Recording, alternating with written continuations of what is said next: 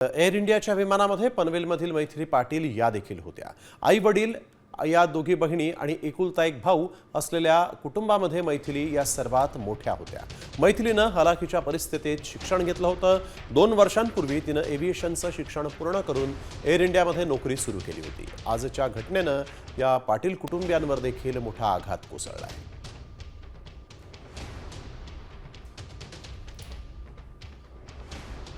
अपघातामध्ये उरणचे असलेले मैथिली पाटील यांचा दुर्दैवी मृत्यू झाला आणि रायगड नवी मुंबईमध्ये शोककळा पसरली।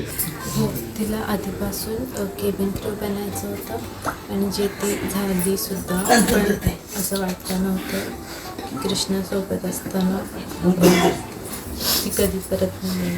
आदल्या दिवशी दुसऱ्या दिवशी स्कूलमध्ये गेलो, त्याच्यानंतर ते कामाला निघाले। ती काही मथुरेला गेली तो फोटो आणला ठेवला तिथं। काडीसिद्धेश्वर गुरु आहेत तिचे। आता पौर्णिमेसाठी रजा काढून ठेवलेली होती आधीच, गुरु पौर्णिमेला जायला आधीच रजा काढलेली।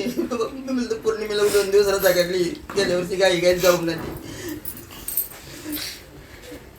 शिक्षण पूर्ण केल्यानं आपल्या बहीण भावाची जबाबदारी ती सुद्धा आता पार पडत होती आणि अशाच विमान अपघातामध्ये दुर्दैवी व्यक्तीचा मृत्यू झाला। कॅमेरामॅन अजित जाधवसह विकास सगळं अर्ध राहिलं।